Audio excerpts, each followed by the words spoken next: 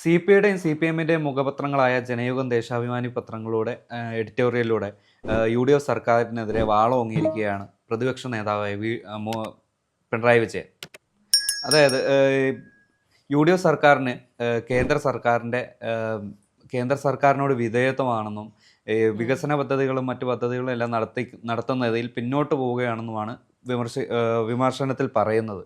ഇതിലെന്തെങ്കിലും കഴമ്പുണ്ടോ? അധികാരത്തിൽ കയറി ഒരു മാസം തികയുന്ന സർക്കാരിനെയാണ് പ്രതിപക്ഷ നേതാവ് ഇത്തരത്തിൽ നിശിതമായി വിമർശിക്കുന്നത്. അതെ, ഇപ്പോൾ മുൻ മുഖ്യമന്ത്രി പിണറായി വിജയൻ ആരോപിക്കുന്നത് വോട്ടിന് വേണ്ടി മാത്രമായിരുന്നു പല വികസന പ്രവർത്തനങ്ങളും വാഗ്ദാനങ്ങളും വി.ഡി. സതീശൻ സർക്കാർ അല്ലെങ്കിൽ മുൻപ് UDF മുന്നണി നൽകിയത് എന്നുള്ള ആരോപണമാണ് പ്രതിപക്ഷ നേതാവായ പിണറായി വിജയൻ ഉന്നയിക്കുന്നത്. പക്ഷേ അതിൽ എത്രത്തോളം കഴമ്പുണ്ടെന്നൊന്ന് ആലോചിച്ച് നോക്കൂ. വെറുതെ നമ്മൾ കേരളത്തിന്റെ ഇപ്പോഴത്തെ സാഹചര്യം എടുത്ത് നോക്കുകയാണെങ്കിൽ കേരളം വികസിച്ചങ്ങ് മുന്നിലെത്തിയെന്നല്ല പറയുന്നത്. പക്ഷെ ഒരു മാസത്തെ പ്രവർത്തനങ്ങൾ വളരെ മികച്ചതായിരുന്നു എന്ന് പറയേണ്ടി വരും. അത് ഏത് മുന്നണിയിൽ വിശ്വസിക്കുന്ന, ഏത് പാർട്ടിയിൽ വിശ്വസിക്കുന്ന, ഏത് പാർട്ടിയുടെ പ്രത്യയശാസ്ത്രത്തിൽ വിശ്വസിക്കുന്ന ആളാണെങ്കിൽ പോലും അങ്ങനെ തന്നെ പറയേണ്ടി വരും. കാരണം ഇപ്പോൾ UDF അധികാരത്തിൽ വരുന്നതിന് മുൻപ് വാഗ്ദാനം ചെയ്ത പ്രിയദർശിനി പദ്ധതി, ലഹരി വിമുക്ത കേരളം എന്നുള്ള ഒരു പദ്ധതി കൊണ്ടുവരും എന്ന് പറഞ്ഞു. അതുപോലെ തന്നെ ആശമാരുടെ ഓണറേറിയം വർദ്ധിപ്പിക്കുമെന്ന് പറഞ്ഞു. അങ്ങനെ പല വാഗ്ദാനങ്ങളും തന്നിട്ടുണ്ടെങ്കിലും അതെല്ലാം തന്നെ കംപ്ലീറ്റ്ലി വിജയത്തിലേക്ക് എത്താൻ കഴിഞ്ഞോ എന്ന് ചോദിച്ചാൽ അതിന്റെ തുടക്കമായിട്ടുണ്ട്. ഇപ്പോൾ പ്രിയദർശിനി പദ്ധതി, സ്ത്രീകൾക്ക് സൗജന്യ ബസ് യാത്ര തുടങ്ങിയിട്ടുണ്ട്. ജൂൺ 15 മുതൽ ഇതിന്റെ ആദ്യഘട്ടം ആരംഭിച്ചിട്ടുണ്ട്. ഇനി അത് എത്ര നാൾ മുന്നോട്ട് പോകും എന്നുള്ളതൊക്കെ മുന്നോട്ടുള്ള കാര്യമാണ്. അത് ഉറപ്പായിട്ടും കൃത്യമായിട്ടുള്ള പഠനത്തിന് ശേഷം ആരംഭിച്ചതാണ്. അതുകൊണ്ട് തന്നെ അത് കൃത്യമായി തന്നെ മുന്നോട്ട് പോകാനുള്ള സാധ്യതയുണ്ട്. അതുപോലെ തന്നെ ലഹരി വിമുക്തി പദ്ധതിയുമായി ബന്ധപ്പെട്ട് നമ്മുടെ ആഭ്യന്തര വകുപ്പ് കൃത്യമായി കാര്യങ്ങൾ ചെയ്യുന്നുണ്ട്. അതുപോലെ തന്നെ പല കേസുകളും പുനരന്വേഷിക്കുന്നുണ്ട്. ഇപ്പോൾ ആലപ്പുഴയിൽ നമ്മുടെ യൂത്ത് കോൺഗ്രസ് പ്രവർത്തകരെ മർദ്ദിച്ച കേസ് പുനരന്വേഷിക്കുന്നുണ്ട്. അതുപോലെ തന്നെ കാഫിർ സ്ക്രീൻഷോട്ട് അന്വേഷിക്കുന്നുണ്ട്. നമ്മുടെ മുൻ ആരോഗ്യമന്ത്രിക്ക് മർദ്ദനമേറ്റ എന്ന് പറയുന്ന സംഭവം അന്വേഷിക്കുന്നുണ്ട്. ഈ കാര്യങ്ങളെല്ലാം കൃത്യമായി മുന്നോട്ട് പോകുന്നുണ്ട്. അപ്പോൾ കഴിഞ്ഞ 10 വർഷം ഒന്നും ചെയ്യാതിരുന്ന ഒരു സർക്കാർ, അല്ലെങ്കിൽ വളരെ ബേസിക് ആയിട്ട് മിനിമലായിട്ട് എല്ലാം ചെയ്തുകൊണ്ടിരുന്ന ഒരു സർക്കാർ എങ്ങനെയാണ് പുതിയൊരു സർക്കാരിനെ ആദ്യ ഒരു മാസത്തിൽ വിമർശിക്കാനിരിക്കുന്നത് എന്ന് ചോദിക്കേണ്ടി വരും.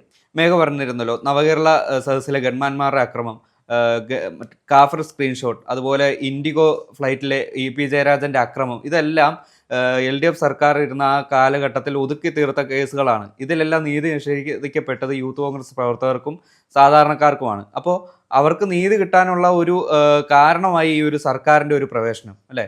അതെ, ഈ നീതി എന്നുള്ളതിനേക്കാൾ ഇപ്പോൾ മുഖപത്രത്തിൽ ഈ ജനയുഗത്തിന്റെയും ദേശാഭിമാനിയുടെയും മുഖപ്രസംഗത്തിൽ പറയുന്നത് പോലെ വാഗ്ദാനങ്ങൾ നൽകിക്കൊണ്ട് ജനങ്ങളെ പറ്റിക്കുകയായിരുന്നു എന്ന് പറയാൻ കഴിയില്ല.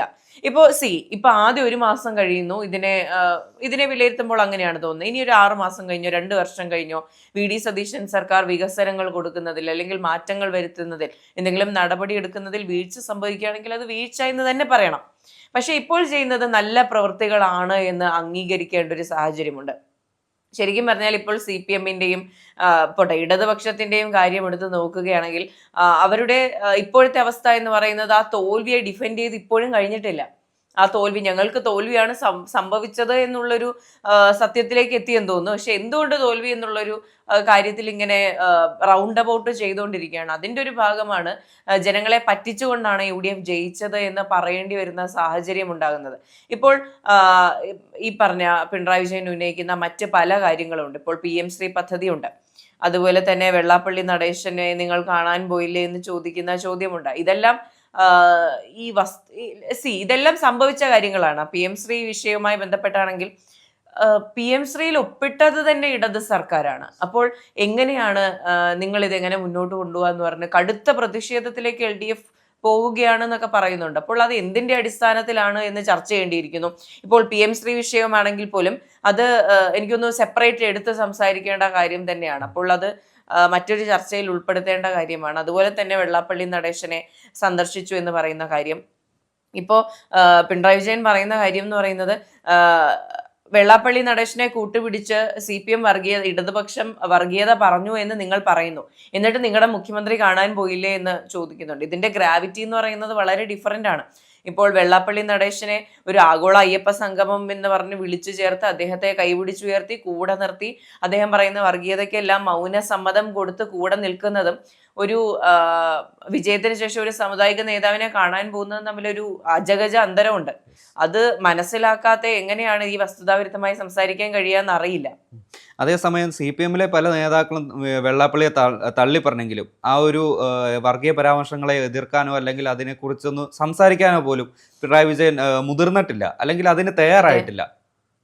അതിനുശേഷമാണെങ്കിൽ പോലും അന്ന് പറ്റിയ തെറ്റായിരുന്നു, അത് അങ്ങനെ ചെയ്തതിലൊരു തെറ്റുണ്ടായിരുന്നു എന്ന് പറഞ്ഞിട്ടില്ല ഇതുവരെ.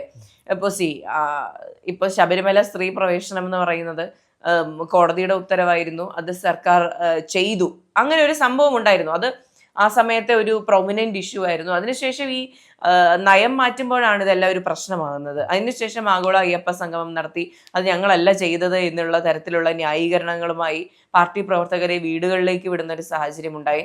മൊത്തത്തിൽ എനിക്ക് തോന്നുന്നു നിലപാടുകളുടെ ഒരു കുറവ് CPM-ന് കഴിഞ്ഞ കുറേ കാലങ്ങളായി ഉണ്ടാകുന്നുണ്ട്. അതിൽ ഏറ്റവും പ്രധാനമായി ഇപ്പോൾ മുൻ മുഖ്യമന്ത്രിയുടെ ഇപ്പോഴത്തെ പ്രതിപക്ഷ നേതാവായിരിക്കുന്ന ശ്രീ പിണറായി വിജയന്റെ നിലപാടുകളിലെ വ്യത്യാസവും ചോദ്യം ചെയ്യപ്പെടും. ഇപ്പോൾ പാർട്ടിക്കുള്ളിൽ പോലും ഇതിനെയെല്ലാം എതിർക്കുന്ന കുറേ പേരുള്ളപ്പോൾ പൊതുജനത്തിനിടയിൽ ഇറങ്ങി എങ്ങനെയാണ് ഇങ്ങനെ പറയാൻ സാധിക്കുന്നത് എന്നാണ് ചിന്തിച്ചു പോകുന്നത്. പൊതുജനങ്ങൾ മാത്രമല്ല, ഇപ്പോൾ പാർട്ടിക്കുള്ളിലുള്ളവരും ഇപ്പോൾ യുവജനങ്ങളും പറഞ്ഞു തുടങ്ങിയിട്ടുണ്ട്. പിണറായി വിജയന്റെ ആ നിലപാടുകളെല്ലാം തെറ്റായിരുന്നു, തിരുത്തേണ്ടിയിരുന്നു, ശൈലിയിൽ മാറ്റം വരേണ്ടിയിരുന്നു. പക്ഷെ ഇപ്പോഴൊന്നും ഒരു ശൈലിയിൽ മാറ്റം വരാതെ പഴയതുപോലെ തന്നെ ഒരു ഏകാധിപതിയായിട്ടുള്ള രീതിയിലുള്ള പെരുമാറ്റം തുടരുകയാണ്. ഇല്ല ആ ധാർഷ്ട്യമൊക്കെ നല്ലപോലെ കുറഞ്ഞിട്ടുണ്ട്. എനിക്ക് തോന്നുന്നു കുറച്ച് മയപ്പെട്ടിട്ടുണ്ട്. എനിക്ക് പിണറായി വിജയൻ സാർ മാത്രമല്ല ബാക്കി എല്ലാ പാർട്ടി സഖാക്കൾക്കും ഒരു മയം വന്നിട്ടുണ്ട് എന്നാണ് എനിക്ക് എൻ്റെ ഒരു ഒബ്സർവേഷനിൽ തോന്നിയിട്ടുള്ളത്. പക്ഷെ ഈ പറഞ്ഞതുപോലെ യുവാക്കളെല്ലാം പറയുന്നുണ്ട് ശരീരഭാഷയായിരുന്നു പ്രശ്നം. അത് പിണറായി വിജയന്റെ മാത്രമല്ല, MV ഗോവിന്ദൻ മാഷിന്റെയും ശരീരഭാഷയിൽ വലിയ മാറ്റം ഉണ്ടായിരുന്നു. ആ ഒരു ശരീരഭാഷ വളരെ മോശമായിരുന്നു, ഒട്ടും സ്വീകാര്യമല്ലായിരുന്നു. പൊതുജനത്തിന് സ്വീകാര്യമാവുക എന്നുള്ളതാണ് ഒരു രാഷ്ട്രീയ നേതാവിന്റെ ഏറ്റവും വലിയ ക്വാളിറ്റിയായി ഞാൻ കാണുന്നത്. ഞാനെന്നല്ല ഒരുവിധം എല്ലാ മനുഷ്യരും കാണുന്നത് അപ്രോച്ചബിൾ ആയിരിക്കണം എന്നുള്ള ഒരു കാര്യമുണ്ട്. ഇപ്പോൾ മുഖ്യമന്ത്രി പിണറായി വിജയൻ അതുവഴി നടന്നു പോകുകയാണെങ്കിൽ എനിക്കോ ആഷിക്കിനോ പോയി പെട്ടെന്നൊരു സംസാരിക്കാൻ ഒരു വിമുഖത തോന്നുന്നു. ഇപ്പോൾ മാധ്യമപ്രവർത്തനത്തിന്റെ ഭാഗമായി ബൈറ്റ് എടുക്കാനോ ചോദ്യം ചോദിക്കാനോ പോകുമായിരിക്കും. പക്ഷെ അല്ലാതെ ഒരു സൗഹൃദ സംഭാഷണത്തിന് പോകാൻ ഒരു വിമുഖത നമുക്ക് സ്വാഭാവികമായിട്ടുമില്ലേ? അപ്പോൾ ഒട്ടും അപ്രോച്ചബിൾ അല്ലാത്തൊരു പേഴ്സൺ ആയിട്ട് പൊതുജനത്തിന് തോന്നുന്നുണ്ട്. അതേസമയം ഇപ്പുറത്തേക്ക് വരികയാണെങ്കിൽ നമ്മുടെ ആഭ്യന്തരമന്ത്രിയോ നമ്മുടെ മുഖ്യമന്ത്രിയോ നമ്മുടെ ഏതെങ്കിലും ഒരു MLA-മാരെയോ മറ്റു മന്ത്രിമാരെയോ വഴിയിൽ കാണുമ്പോൾ സംസാരിക്കാനോ ഫോൺ നമ്പർ കയ്യിലുണ്ടെങ്കിൽ വിളിച്ചു ചോദിക്കാനോ നമുക്ക് വിമുഖത തോന്നില്ല. ഇതാണ് ഈ പറഞ്ഞ ശരീരഭാഷയും ഈ മാനറിസത്തിന്റെ വ്യത്യാസവും വരുന്നത്. അത് മാത്രമല്ല, ഇപ്പോൾ UDF അധികാരത്തിൽ കയറിയതിനു ശേഷം ചില പോസ്റ്റുകൾ ഞാൻ കണ്ടിരുന്നു, അല്ലെങ്കിൽ ചില കമൻസ് കണ്ടിരുന്നു. അതായത് കേരളത്തിന് 10 വർഷത്തിന് ശേഷം ചിരിക്കുന്ന ഒരു മുഖ്യമന്ത്രിയെ അല്ലെങ്കിൽ കുറച്ച് നന്നായി സംസാരിക്കുന്ന കുറച്ച് മന്ത്രിമാരെ കേരളത്തിന് ലഭിച്ചു എന്നുള്ളത്. അപ്പോൾ LDF സർക്കാരിലെ ആ എല്ലാ നേതാക്കന്മാരെ അല്ലെങ്കിൽ മന്ത്രിമാരാകട്ടെ MLA-മാരാകട്ടെ അവരൊരു ഏറ് പിടിച്ചുള്ള ആ ഒരു ഭാവമാറ്റം ഈ ഒരു പുതിയ UDF സർക്കാരിലെ പ്രതിനിധികൾ കണ്ടു തുടങ്ങി.